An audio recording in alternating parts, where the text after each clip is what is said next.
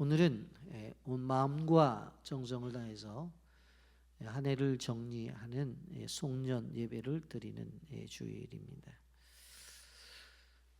2024년도 한 해를 생각을 하면서 우리에게 베풀어 주신 은혜와 우리에게 베풀어 주신 사랑, 그것을 되새기면서 하나님 앞에 감사의 예배를 드리는 것이 오늘 이 송년 주일 예배입니다.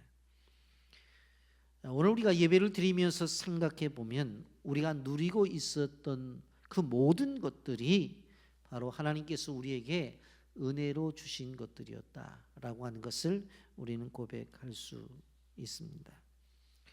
우리가 지난 한 해를 생각해 보면 기쁨도 있었고 슬픔도 있었습니다. 성공도 있었고 실패도 있었습니다. 그리고 풍요로움도 있었고 빈곤도 있었습니다.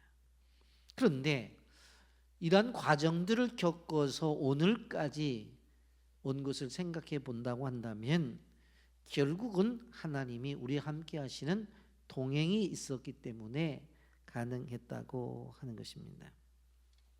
여러분, 오늘 송년주일을 맞이해서 저는 시편 103편 1절부터 22절의 말씀을 통해서 하나님께서 우리에게 주신 은택, 그것을 되새기면서 감사하는 마음으로 한 해를 마감하고 또 감사로 한 해를 시작하기 위해서 오늘 이 본문을 가지고 말씀을 나누려고 합니다.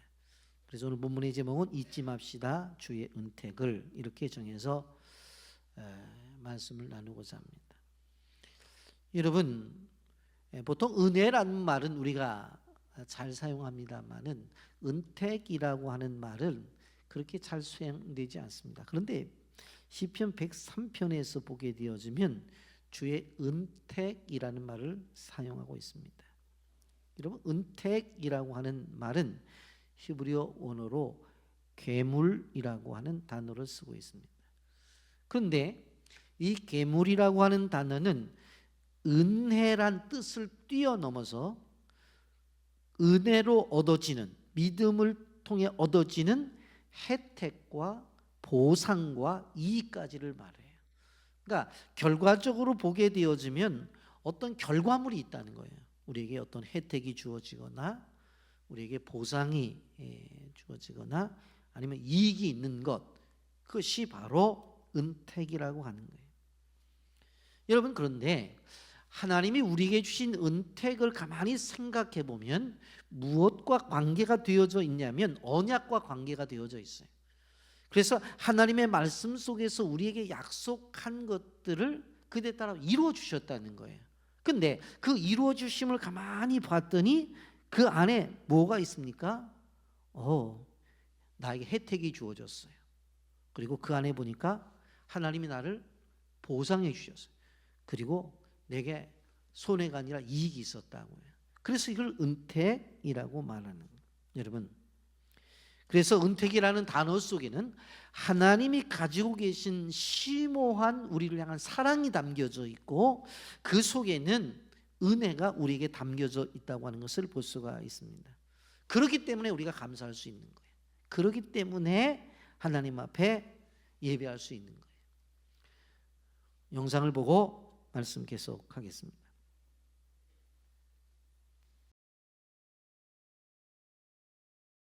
근위영양증? 근위영양증? 그게 뭐야? 그때 처음 들었죠.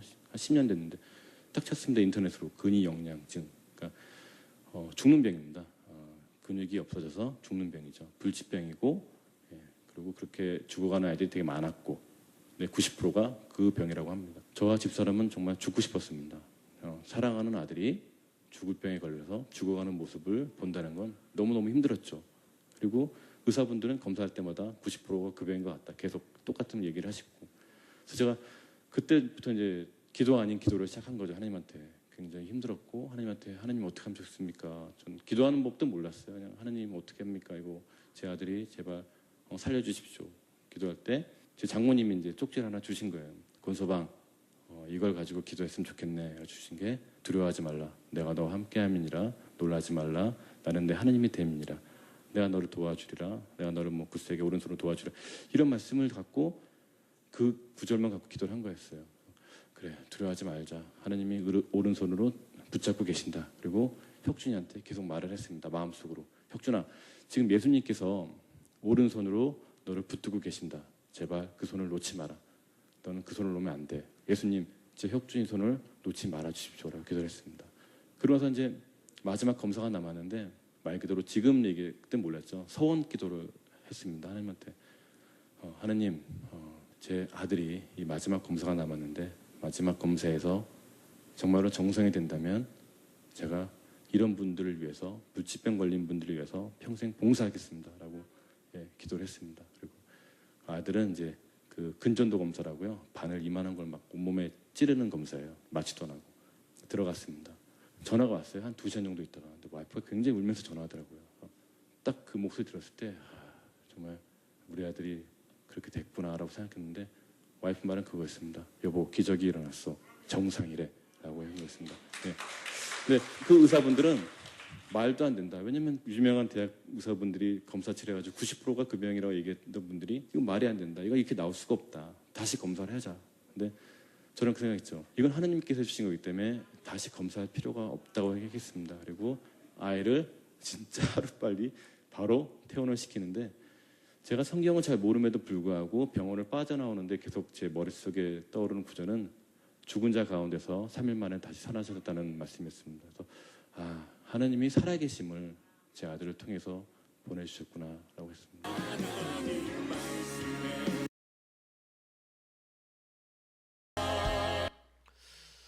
오늘 본문은 은택의 이야기를 하는데 6가지의 은택을 이야기를 합니다. 오늘 성경을 보면서 말씀을 잘 듣기를 원하는 것은 오늘 시편 기자가 말하는 6가지의 은택을 좀 보면서 나의 삶에 적용을 하고 나도 이런 은택을 입었구나. 한 해를 정리해야 되고 또 이것은 올해로 끝날 이야기가 아니라 내년에도 이런 은택을 받아야 되는 거예요. 아멘. 그래서 6가지를 신앙생활에 잘 적용하는 귀한 은혜가 있기를 바랍니다. 6가지 은택 가운데 첫 번째가 뭐냐면 죄 용서함의 은택입니다. 하나님께서 나의 죄를 다 용서해 주셨다고 하는 것입니다. 여러분, 모든 사람은 죄인이에요. 로마서 3장 23절 말씀에 보면 모든 사람이 죄를 범하였음에 하나님의 영광에 이르지 못하더니 그렇게 말씀했어요. 모든 사람이 죄를 범했기 때문에 하나님의 영광에 이르지 못했대요. 그런데 오늘 시편 103편 3절 상반절에 보면 뭐라고 말했어요? 그가 내 모든 죄악을 사시며 그랬어요. 우리가 죄인인데, 우리가 이 죄 지은 죄인인데 우리의 죄를 어떻게 했다고요? 사해 주셨다고 말씀했어요. 용서해 주셨다는 거예요. 이사야서 1장 18절 말씀에 보면 여호와께서 말씀하시되 오라 우리가 서로 변론하자. 너희 죄가 주홍 같을지라도 눈과 같이 희어질 것이요 진홍같이 붉을지라도 양털같이 되리라고 말씀했어요. 그리고 우리가 죄를 지었을 때에 하나님은 우리의 죄를 기억지 않으신대요. 시편 103편 12절 말씀으로 넘어가서 보세요. 동이 서에서 먼 것 같이 우리의 죄과를 우리에게서 멀리 옮기셨다고 말씀했어요. 여러분, 죄라는 것이 어떤 것입니까? 죄가 있으면 마음이 평안이 없어요. 잠언서 28장 1절에 보면 악인은 쫓아오는 자가 없어도 도망한다고 말을 하고 있고, 잠언서 28장 13절에 자기의 죄를 숨기는 자는 형통하지 못한다고 그렇게 말을 했어요. 죄가 그렇게 무서운 거예요. 시편 1편 4절부터 6절까지 보게 되어지면 악인은 바람에 나는 겨와 같다. 심판을 견디지 못한다. 악인의 길은 망한다고 그렇게 말씀했어요. 죄의 문제가 심각한 거예요.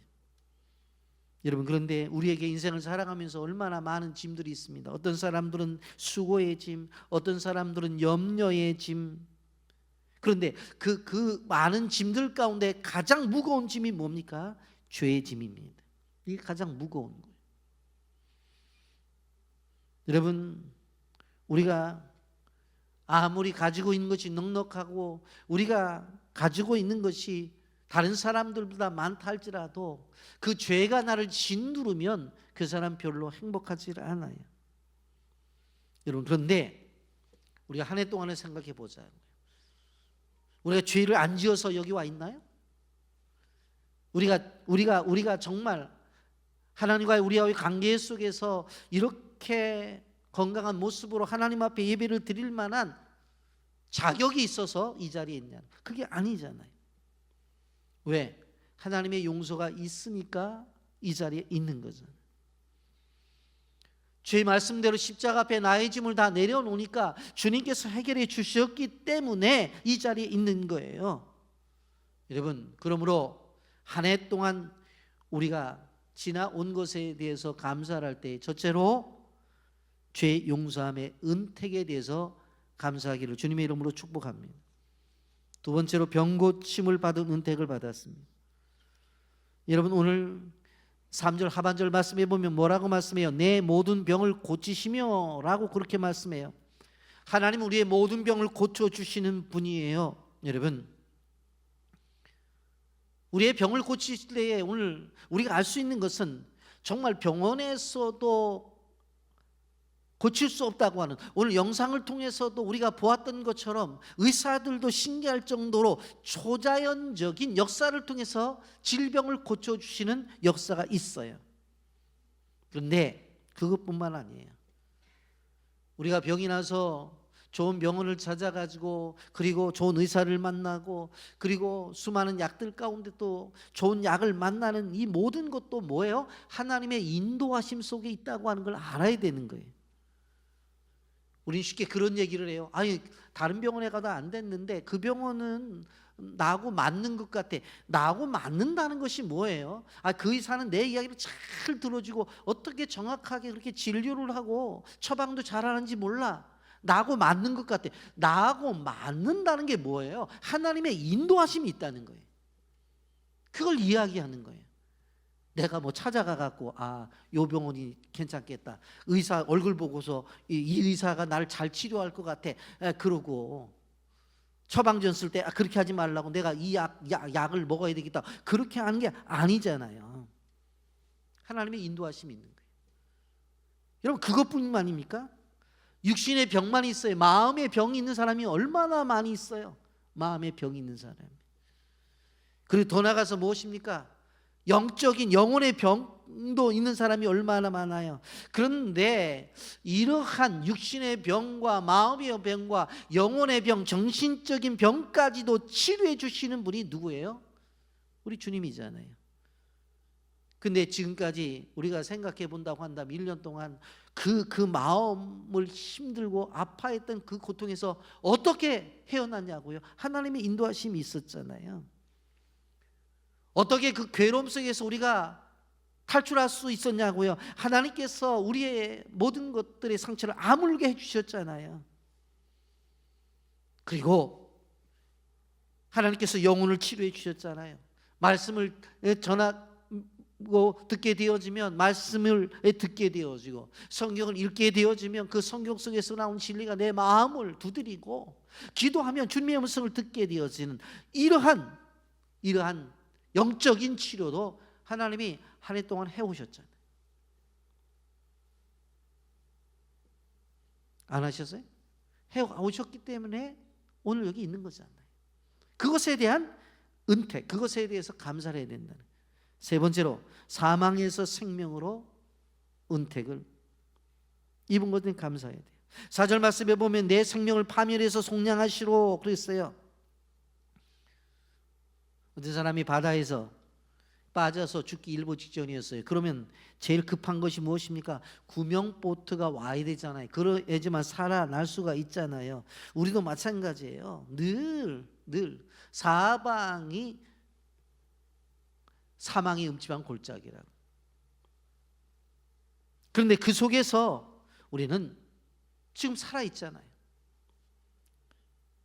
예수님께서 요한복음 10장 10절에도 도둑이 오는 것을 도둑질하고 죽이고 멸망시키려는 것뿐이요 내가 온 것은 양으로 생명을 얻게 하고 더 풍성히 얻게 하려는 것이라. 예수님께서 오신 것이 뭐예요? 생명의 은택을 주시기 위해서 오셨다고 그랬어요. 요한복음 20장 30절 31절 예수께서 제자들 앞에서 이 책에 기록되지 아니한 다른 표적도 많이 행하셨으나 오직 이것을 기록하면 너희로 예수께서 하나님의 아들 그리스도이심을 믿게 하려 하며 또 너를 믿고 그 이름을 힘입어 생명을 얻게 하려 합니다. 끊임없이 하나님은 우리에게 파멸이 아니라 생명을 주시려고 그래요. 시편 16편 11절 말씀에 주께서 생명의 길을 내게 보이시리니 주의 앞에는 충만한 기쁨이 있고 주의 오른쪽에는 영원한 즐거움이 있나이다 라고 그랬어요. 주님 우리의 인생길에 있어서 파멸이 아니라 기쁨과 즐거움을 주기를 원하십니다.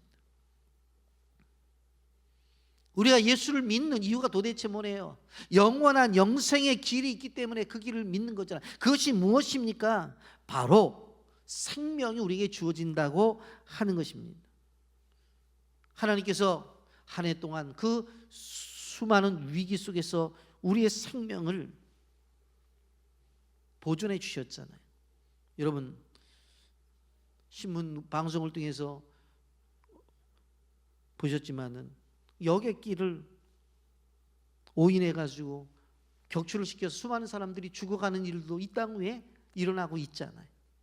여러분 네 번째로 보게 되어지면 인자와 긍휼의 은택을 이야기하고 있어요. 여기 4절 말씀에 보면 내 생명을 파멸해서 속량하시고 인자와 긍휼로 관씌우시며 그랬어요.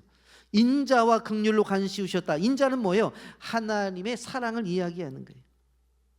사도 요한일서 4장 9절 10절에서 하나님의 사랑이 우리에게 이렇게 나타난 바 되었으니 하나님이 자기의 독생자를 세상에 보내심은 그로 말미암아 우리를 살리려 하심이라. 사랑은 여기 있으니 우리가 하나님을 사랑하는 것이 아니요 하나님이 우리를 사랑하사 우리 죄를 속하기 위하여 화목 제물로 그 아들을 보내셨습니다. 그렇게 말씀하고 있습니다. 여러분 우리는 하나님의 존재를 인정하면서도 어떤 때 보게 되어지면 꼭 하나님이 나를 사랑하지 않은 것처럼 느껴질 때가 있어요. 그런데 여러분 우리가 알아야 되는 것은 뭐냐면 절대적으로 하나님의 사랑은 우리를 떠나지 않는다고 하는 것입니다. 그리고 성경은 긍휼에 대한 이야기를 하잖아요. 긍휼로 관씌우셨다. 긍휼이라는 말은 불쌍하고 가엾게 여겨주신다라고 하는 것입니다. 하나님 늘 우리를 도와주셨어요. 한 해 동안 생각해 보세요. 모두가 나를 떠난다 할지라도 나를 떠나지 않는 분이 계셔요. 그분이 누구세요? 우리 하나님이세요. 이사야 49장 15절 말씀에 보면 여인이 어찌 그 젖 먹는 자식을 잊겠으며 자기 태에서 난 아들을 긍휼히 여기지 않겠느냐. 그들은 혹시 잊을지라도 나는 너를 잊지 아니할 것이라. 그렇게 말씀합니다. 여러분 부모가 어떻게 자식을 포기해요? 근데 그럴 수 있다는 거예요. 포기할 수 있다는 거예요. 그럼에도 불구하고 하나님은 절대적으로 우리를 포기하지 않으신다고 말씀해요. 근데 여기 보면 분명히 뭐라고 말했어요? 인자와 긍휼로 관을 씌워주신다 그랬어요. 관을 씌워주신다고 하는 것은 자상하고 친절하고 또한 확고당하게 호의하며 보호하시고 우리를 인도하신다는 그런 뜻이에요. 여러분 신명기 32장 10절부터 12절에 보면 이렇게 말씀합니다. 여호와께서 그를 황무지에서 짐승의 부르짖는 광야에서 만나시고 호의하시며 보호하시며 자기의 눈동자같이 지키셨도다. 마치 독수리가 자기의 보금자리를 어지럽게 하며 자기의 새끼 위에 너풀거리며 그의 날개를 펴서 새끼를 받으며 그의 날개 위에 그것을 엎는 것 같이 여호와께서 홀로 그를 인도하셨고 그와 함께한 다른 신이 없었도다. 그렇게 말씀해요. 요즘은 그러한 공동체가 많이 없지만 옛날에는 소위 고아원이라고 하는 또 보육원이라는 것이 구석구석에 많이 있었던 것을 보게 되어집니다. 왜 그래요? 부모가 아이를 낳는데 키울 능력이 없다고 그랬어요. 그래서 갖다가 맡기는 거예요. 근데 부모된 입장 속에서는 맡긴다고 하는데 아이된 입장 속에서는 뭐라고 말해요? 버림받았다고 생각을 해요.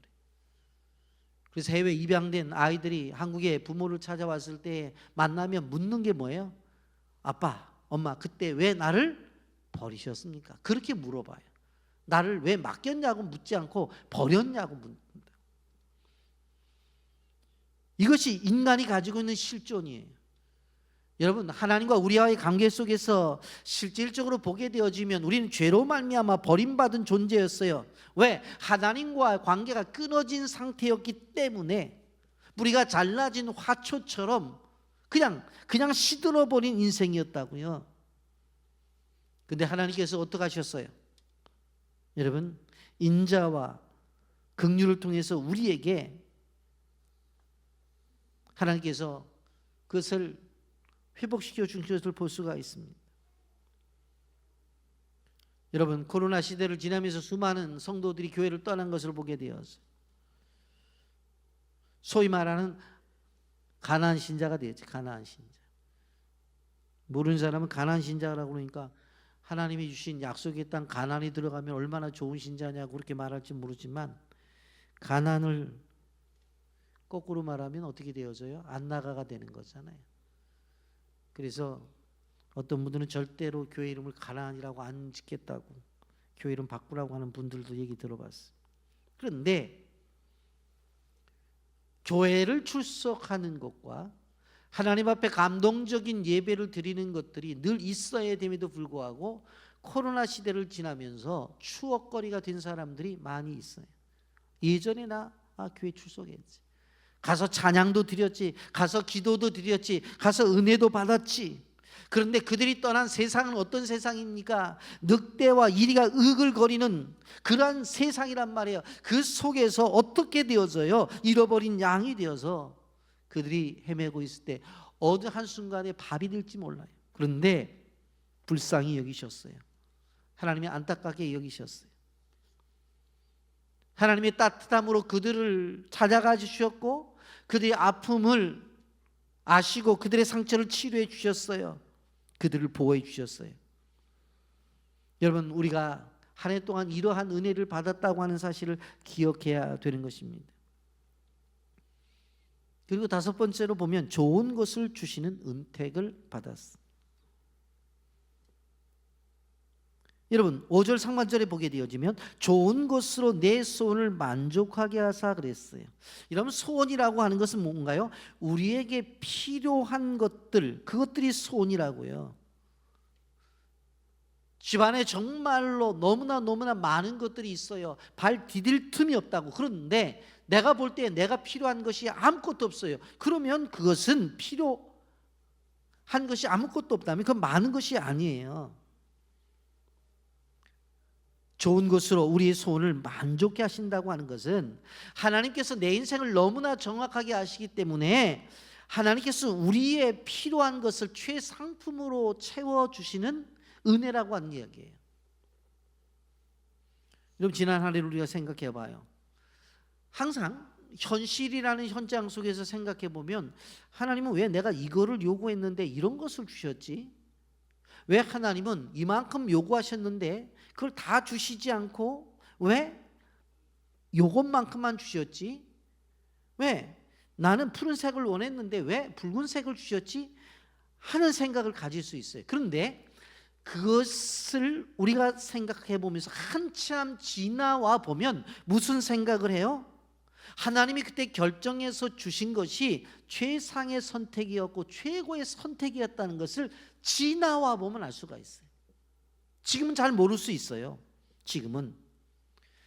그때는 나에게 왜 필요를 다 채워주시지 않았지? 그런 생각을 했는데 지나와 보면 맞아, 다 채워주셨었구나 하는 것을 깨달아 수 있는 거예요. 그래서 오늘 한 해 동안 지난 것 가운데서 좋은 것을 만족해 하신 그것에 대해서 그 은택을 믿음으로 고백해야 된다고 하는 것입니다. 여러분, 어떤 경우는 그래요. 하나님, 내가 원하는 건 이것들인데 이 최상의 것 최고는 아니더라도 그냥 보통으로 웬만한 것만 주셔도 저는 감사하겠습니다 라고 그렇게 이야기를 해요. 그런데 지나와 보면 그것이 최상이었어요. 그것이 최고였다고. 그리고 나에게 필요한 충분하게 주셨다고 하는 것입니다. 이 하나님 앞에, 이 은택 앞에 우리는 감사해야 된다는 것입니다. 여섯 번째 보면 5절 하반절에 내 청춘을 독수리같이 새롭게 하시는도다 그랬어요. 청춘을 독수리같이 새롭게 한대요. 여러분, 독수리는 어떤 것을 연상시켜요? 장공을 날아치며 올라가는 것을 이야기하잖아요. 그것을 비유로 이야기한 거예요. 여러분, 비바람이 몰아칠 때에 작은 참새는 어떻게 하는 줄 아세요? 돌과 돌 사이 속으로 숨어 들어가요. 그런데 독수리는 어떻게 되어집니까? 비바람이 몰아치는 창공을 향해 올라가요. 그런데 왜 그것이 가능해요? 그가 가지고 있는 넓은 날개를 가지고 기류를 타기 때문에 가능한 거예요. 그래서 오히려 그 거센 바람이 어떻게 되어집니까? 더 높은 곳으로 올라가게 만드는 거예요. 여러분, 우리는 1년 동안 우리가 생각해 보면 이 은혜를 받은 사람들이, 우리 고난이 없었습니까? 고난이 있었어요. 아픔이 없었나? 있었어요. 그것이 적게도 오는 것이 아니라 강한 비바람이 치는 것처럼 시련의 그 바람이 강하게 나타났다고요. 그런데 우리가 무너지지 아니하고 이렇게 오늘 하나님 앞에 예배를 드리고 더 하나님의 축복을 받을 수 있었던 것은 무엇입니까? 바로 하나님께서 주신 이 독수리같이 새롭게 하시는 은혜 때문에 우리는 실질적으로 시련의 바람이 강하면 강할수록 우리의 믿음은 더 굳건해졌고 어려움이 찾아오면 찾아올수록 하나님 앞에 더 가까이 왔던 것입니다. 이런 은혜를 받은 사람들입니다. 그렇기 때문에 우린 지금까지도 시련의 바람, 어떤 슬픔과 고통의 바람, 아픔의 바람, 고난의 바람이 다가온다 할지라도 참새처럼 구석구석으로 숨어 들어가는 존재가 아니라 오히려 그 고난의 바람과 고통의 바람과 시련의 바람을 타고 창공을 나르는 독수리처럼 더 큰 신앙인이 될 수 있다고 하는 것, 그것이 오늘 예배를 드리고 있는 우리고 앞으로도 이러한 은혜를 받을 것이라고 하는 것입니다. 여러분, 6가지를 우리는 생각해 봤어요. 그런데 오늘 성경을 우리가 보게 되어지면 이러한 것들에 대해서 송축하라고 그렇게 말씀을 하고 있는 것을 바라보게 되었습니다. 먼저 이 6가지를 생각하면서 우리가 2024년도에 이것을 받았다고 한다면 2025년도도 이 6가지의 축복을 받기 위해서 우리가 기도문 형태로 바꿔서 한번 고백을 하기를 원해요. 그리고 이 고백이 끝날 때 아멘으로 크게 화답하시길 바랍니다. 첫째, 그럼 읽으셔야 돼요. 화면을 보면서. 첫째, 늘 죄사함의 은혜를 잊게 하옵소서. 아멘. 둘째, 병고침을 받는 은택을 잊게 하옵소서. 아멘. 셋째, 사망에서 생명으로 은택을 잊게 하옵소서. 아멘. 넷째, 인자와 긍휼의 은택을 잊게 하옵소서. 아멘. 다섯 번째, 좋은 것을 주는 은택을 잊게 하옵소서. 아멘. 여섯째, 늘 새롭게 하시는 은택을 잊게 하옵소서. 아멘. 이 6가지를 여러분 꼭 기억하셔가지고 기도할 때마다 이걸 좀 길지 않으니까 한번 여러분들 기도문 속에 집어넣어서 늘 기도하기를 원해요. 그런데 이러한 은택을 이야기해 놓고 성경은 시편 130편에서 중요한 것은 시작하면서 여호와를 송축하라고 말씀하고 있고 끝나면서도 여호와를 송축하라고 말씀하고 있어요. 우리 한번 다 같이 읽어봅니다. 시편 103편 1절 2절 시작. 내 영혼아 여호와를 송축하라. 내 속에 있는 것들아 다 그의 거룩한 이름을 송축하라. 내 영혼아 여호와를 송축하며 그의 모든 은택을 잊지 말지어다. 1, 2절에 시작하면서 송축하라고 그랬죠. 그런데 시편 103편의 마지막인 시편 103편 20절과 22절을 다 같이 읽어보겠습니다. 다 같이 읽습니다. 시작. 능력이 있어 여호와의 말씀을 행하며 그의 말씀의 소리를 듣는 여호와의 천사들이여 여호와를 송축하라. 그에게 수종들며 그의 뜻을 행하는 모든 천군들이여 여호와를 송축하라. 여호와의 지으심을 받고 그가 다스리는 모든 곳에 있는 너희여 여호와를 송축하라. 내 영혼아 여호와를 송축하라.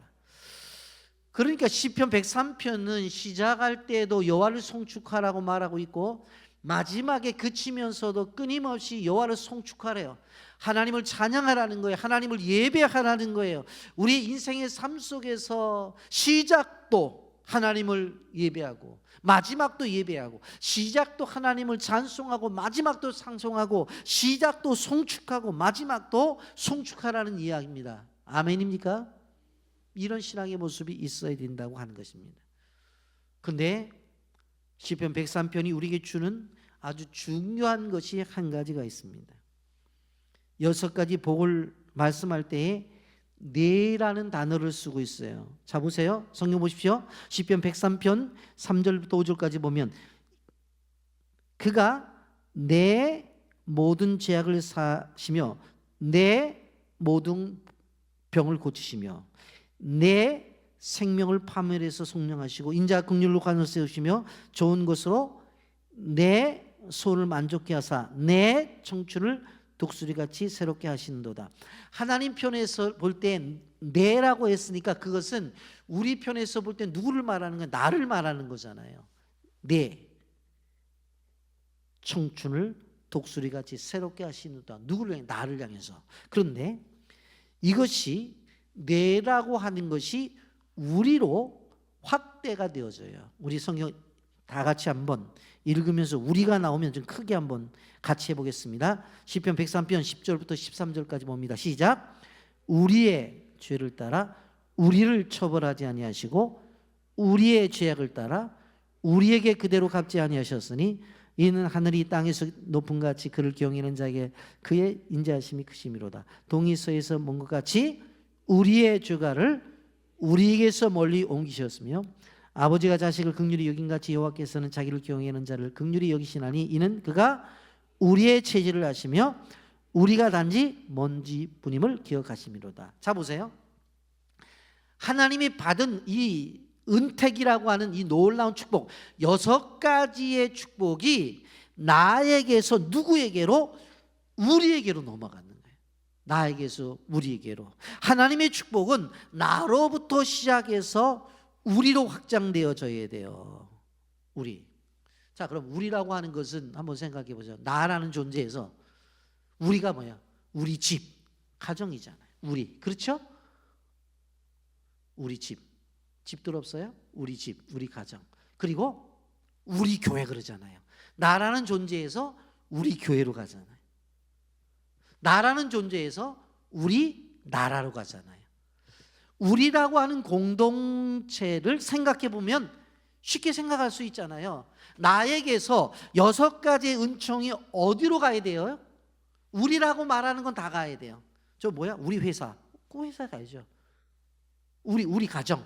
우리 가정, 우리 가정, 우리 교회, 우리 회사, 우리 나라, 우리라고 쓸 수 있는 모든 공동체에는 뭐가 가야 돼요? 이 6가지의 바로 이 은택이 나를 통해서 다 펼쳐져 나가야 되는 거예요. 이해가 되시죠? 이 정도 되면 고개를 끄덕거려야 돼요. 끄덕거려야 돼요. 어떻게 이 하나님의 복이 흘러나가고 하나님의 축복이 어떻게 확장되어져야 되는 데에 대해서 분명히 말해야 돼요. 여러분 애가 옆에서 있어요. 엄마보다 훨씬 이뻐. 그러니까 이해가 안 돼. 그런데 옆에가 있어. 누구야? 그러면 우리 애야 그러지. 내 애야 안 그런다고요. 왜? 엄마랑 아빠랑 같이 낳았으니까. 둘이 낳았으니까. 우리 애야 그러잖아요. 우리잖아요. 우리. 항상 우리라고 표현되어지는 것이 나를 떠나서 우리라고 표현되어져야 되는 공동체까지 내가 받은 복은 확장돼야 돼. 확대가 돼야 돼. 아멘. 여러분 예수님도 주기도문에서 뭐라고 그랬냐면 하늘에 계신 우리 아버지 그랬어요. 내 아버지 그러니까 우리 아버지. 우리 아버지라고 그랬어요. 여러분 성경에 보게 되어지면 이제 중보 기도의 일들이 있는데 조카 롯이 있는 소돔과 고모라 성이 멸망하게 되었단 말이에요. 근데 그때 아브라함이 중보 기도를 드리죠. 그런다고요. 그런데 여러분 왜 기도를 드렸어요? 조카 롯이 우리라고 하는 개념이 있기 때문에 그런 거예요. 여러분 모세가 금송아지 사건이 있어서 3,000명이 이제 죽고 나서 막 그냥 이스라엘 민족 속에서 난리가 났었을 때에 모세가 딱 엎드려서 하나님 앞에 살려달라고 기도를 드리잖아요. 왜 그런 기도를 드렸을까요? 이스라엘 공동체가 뭐예요? 우리라고 생각했기 때문에 그런 거예요. 사도 바울이 실질적으로 동족을 뛰어넘어서 열방까지 기도를 하잖아요. 그래서 전도를 가잖아요. 왜? 우리라는 개념 때문에. 우리도 마찬가지예요. 우리가 필리핀 빌란 종족의 단기 선교를 하고 그들에게 물품을 지속적으로 보내는 것은 무슨 개념이 있어서? 우리라는 개념이 있어서 그런 거예요. 우리라는 개념. 인도네시아 바두이 순다 종족도 우리라는 개념을 갖고 있어요. 여러분, 이번에 캄보디아 끌어온 종족을 위해서 이 어려운 상황 속에서 교회를 짓고 입당 예배를 드리는 것도 무슨 개념? 우리라는 생각을 갖고 있기 때문에 하는 것이, 우리가 아니면 그거 왜 해요? 다른 나라인데, 다른 종족인데, 문화도 다르고 언어도 다르고 생활의 양식도 다르고 얼굴 생김새도 다르고 피부도 다 다른데 왜 해요? 왜 해요? 우리이기 때문에 우리. 그래서 하는 거예요. 여러분, 이제 말씀을 정리하려고 합니다. 우리나라는 100만 년 전만 하더라도 어떻게 보면 식민 통치를 받는 가난한 불쌍한 나라였어요. 일제강점기로 인해서 나라 잃은 백성이 되었죠. 그런데 지금은 전 세계에 한류 문화를 전파하고 또 한류 문화를 전하는 문화 강국이 되었어요. 세계는 우리 대한민국을 선진국이라고 이렇게 부르기 시작합니다. 여러분, 그렇게 된 것을 우리 기독교적 사관으로 보게 되어질 때에는 뭐라고 표현해야 돼요? 하나님의 은택을 입은 나라다라고 이렇게 표현을 하는 것입니다. 여러분, 우리가 기억해야 될 것은 오늘 우리가 살아가는 세상이 너무나 혼란스럽잖아요. 지금 나라가 어렵잖아요. 그런데 우리 그리스도인들은 지금까지 온 이 나라를 생각하면서 하나님의 은택을 생각해 봐야 돼요. 제가 자주 말씀드립니다마는 소돔과 고모라가 심판을 받아서 멸망을 한 것은 죄가 많이 지었기 때문에 죄인들이 많아서 그런 것이 아니라 10명의 의인이 없어서 망한 거예요. 그렇기 때문에 여러분, 한국 교회가 이 사회 속의 답이고 우리 교회가 이 사회 속에서의 답이고 여러분 성도가 바로 이 땅 위에 이 어지러운 세상에, 혼란스러운 세상에 답이라고 하는 사실을 우리는 기억해야 돼요. 그런데 어떤 사고를 가져야 돼요? 은택을 받은 것들을 생각하고 앞으로도 주님 앞에 이 귀한 하나님의 놀라운 은택을 우리가 기억하며 맡겨야 된다고 하는 것입니다. 여러분, 트럼프가 대통령이 되니까 이 나라가 어떻게 될 것이냐, 또 김정은이가 핵 단추를 누르면 여기 쑥대밭이 될 텐데 막 그런 생각들을 가지고 이런 얘기 저런 얘기 하잖아요. 오늘 시편의 증언에 따르면 이 민족의 진로도 하나님의 은택 속에 있는 것이고 실질적으로 이 나라의 미래도 하나님의 은택 속에 있다고 하는 것입니다. 여러분, 우리 사회가 더욱더 공정하고 올바른 사회로 나가야 된다는 것은 분명해요. 여러분, 이러한 상황 속에서 개인에게 은택이 필요한 것처럼 우리라고 표현되어지는 우리의 가정, 우리라고 표현되어지는 우리의 교회, 우리라고 표현되어지는 우리 직장, 회사, 사업, 우리라고 표현되어지는 우리 나라, 그리고 우리 선교지에 하나님의 은택이 있기를 예수님의 이름으로 축복합니다. 한 해를 마무리하면서 은택을 잊지 말아야 돼요. 불평거리를, 감사거리를 우리는 생각해 봐야 돼요. 자꾸 불평거리를 찾다 보면, 내 뜻대로 안 되는 것을 생각해 보면 안 돼요. 그 속에서 감사거리를 찾아야 돼요. 불만의 렌즈를 벗어버리고 감사, 믿음의 렌즈로 갈아끼고 생각해 보면 우리 삶 속에 있었던 그 은혜와 은택을 알 수가 있고, 또 그것을 놓고 기도하게 되어질 때에 우리는 새해가 하나님께서 우리에게 주시는 그 새해를 기대하면서 나갈 수가 있는 거예요. 여러분, 이제 한 해가 3일 정도 남았는데 끊임없이 감사거리를 찾으십시오. 아니, 남은 그 한 3일을 불평불만을 하는데 새해가 감사의 새해로 내게 다가오겠어요? 그렇지 않아요. 그래서 감사로 마무리를 하고 새해를 감사로 맞이하기를 예수님의 이름으로 축복합니다. 아멘.